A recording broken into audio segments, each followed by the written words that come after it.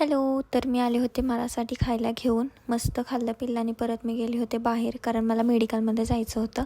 आणि मेडिकलमधून मग आम्ही नंतर चाललो होतो काहीतरी खाण्यासाठी.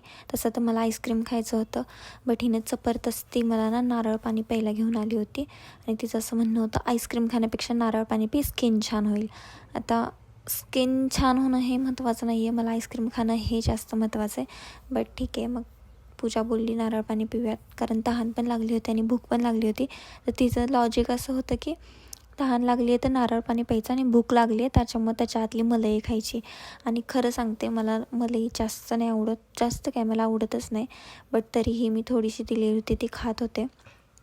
आणि इकडेही बघा, म्हणजे लिटरली तिनं पूर्ण संपवत आणली होती आणि मी खूप थोडी घेतली होती. तेवढी पण मला खायला नको वाटत होतं आणि ही पटापट पटापट खात होती आणि वरून म्हणते माझा व्हिडिओ बनव.